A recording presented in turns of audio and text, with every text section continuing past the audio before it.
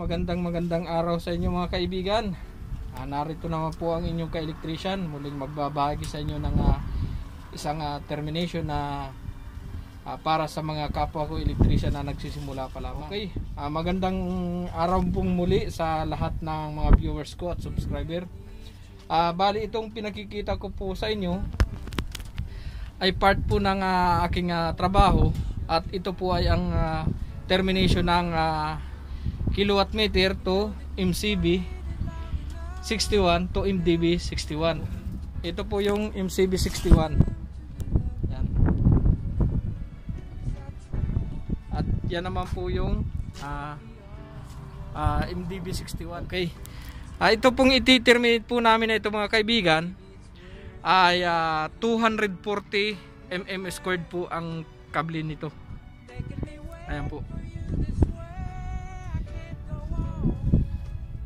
Nanggaling po yan dun sa substation.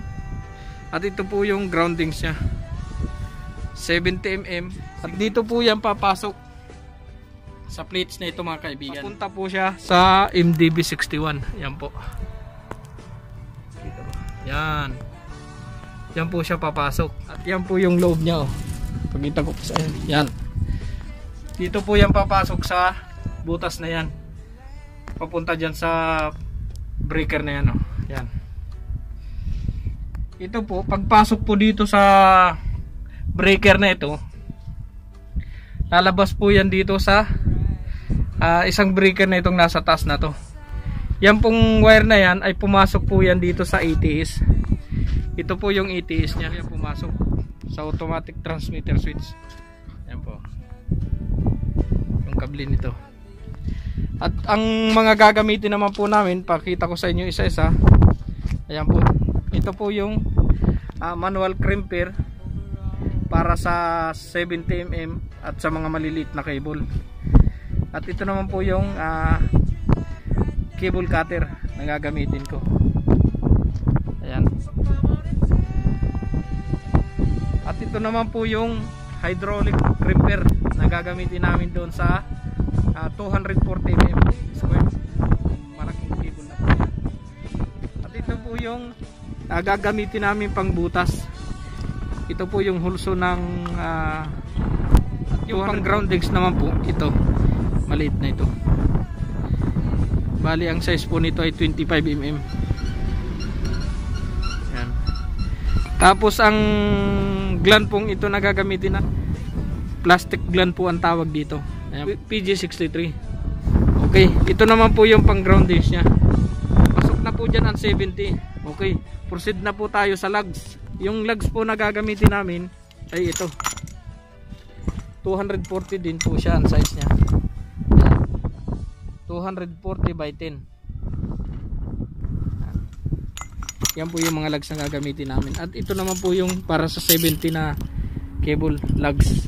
Mga kaibigan, umpisahan na po natin ang ating gagawin na termination. Sa una po, tatanggalin po natin itong mga bolt na ito, itong mga screw nut na to. Okay mga kaibigan, bali binago ko yung formation ng bubutasan niya para mas maganda po ang pagkaka-align ng cable.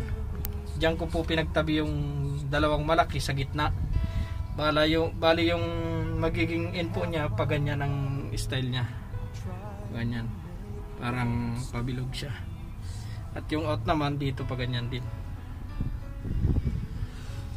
At yung dalawang arcing niya po, yung grounding cables niya dito, dyan magkatabi po yan. Ayan, bali may marking na po yan.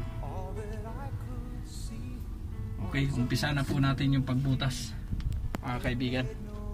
Unahin po natin yung groundings.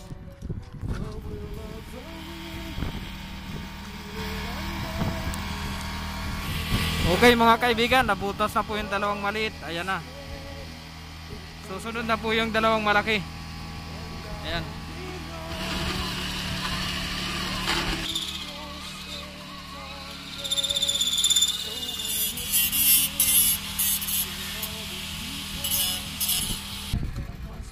Ayan na mga kaibigan, tapos na po butasan.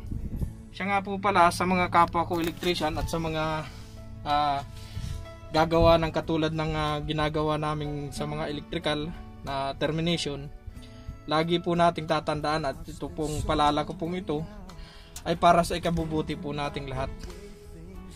Lagi po nating tatandaan na mag-iingat po tayo sa kung ano man ang gagawin natin, lalong-lalo na sa electrical. Lalong-lalo na po kung may power supply. Mag-iingat po tayo lagi dahil unang-una hindi po natin nakikita yung kuryente. Kung yan nga ba may kuryente, hindi po natin nakikita yan. Kaya tanging paalala ko po yan sa lahat ng mga kapwa ko electrician at sa mga beginners na electrical na magdetect ng ganitong trabaho. Huwag nyong kakalimutan ang safety first. Ika nga. Okay, proceed na po tayo. Okay, mga kaibigan, bali ito pong wire na ito ay tinanggal namin yung first insulation nya para diretso siya dyan. Mag-i-stop siya dyan sa may kulay puti, kulay pulang electrical tape na yan. At sa pagtanggal po nitong insulation na ito, papakita ko po sa inyo yung kung paano tinanggal. Ganito po yan, oh.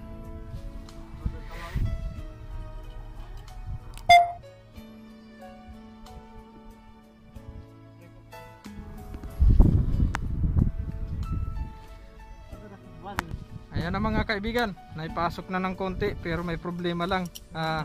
Hindi pa naayos na maipasok kasi tumatama dun sa ilalim yan, oh. Diba sabi ko sa inyo, kailangan ng pangmalakasan dito kasi malaking kable ito. 240 mm squared po ito, 4 core. Kaya sobrang nahihirapan yung damdamin namin. Alright mga kaibigan, ayan ang mga ka-electrician, naipasok na namin yung dalawang malaking kable, yung dalawang 240, isang nanggaling po sa kilowatt meter from substation at isang papasok po dito po sa MDB. Ayan na.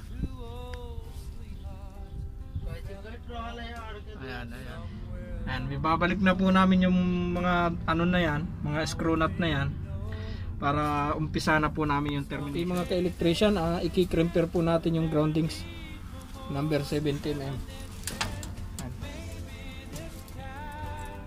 Manual crimper pa lang po yan yung gagamitin namin para sa arcing groundings, yung green. Tapos mga ka-electrician, lalagyan po natin ng tape ang ganito. Lalagyan natin ng tape para paglagay natin ng shrinkable tube, hindi siya okay yung lapat nya. Ang ibabalot na shrinkable tube dyan mga ka-electrician, ganitong kulay yan, yellow green, ilalagay po dito kasi kulay black siya, hindi siya pwede pagka in-inspection siya ng QC, kailangan kulay yellow green po siya. Okay, bali na open na namin mga ka-electrician yung insulation nitong wire. Umpisa nating i-terminate na ito.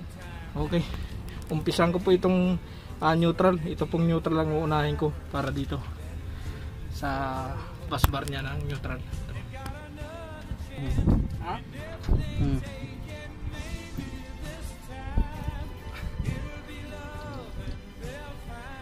Cutting.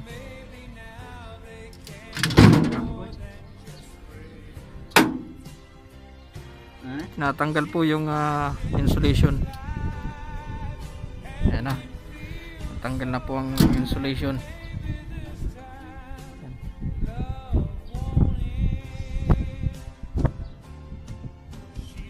Okay, ready natin mga kaibigan yung crimper hydraulic.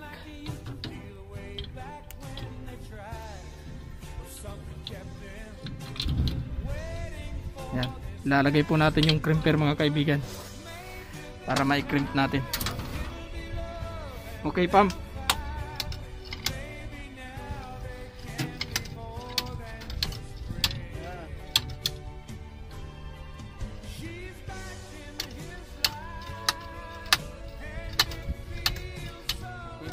electrician.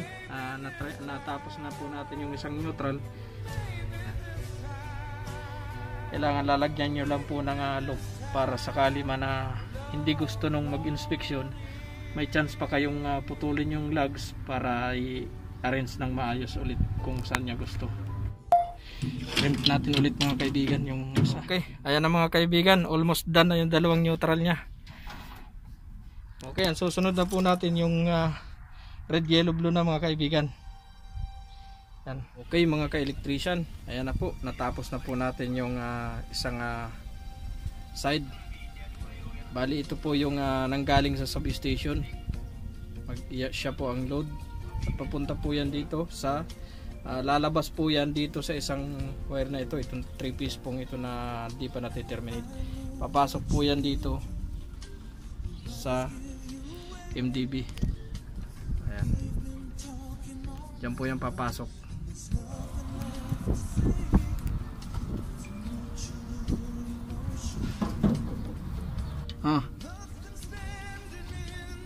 Push.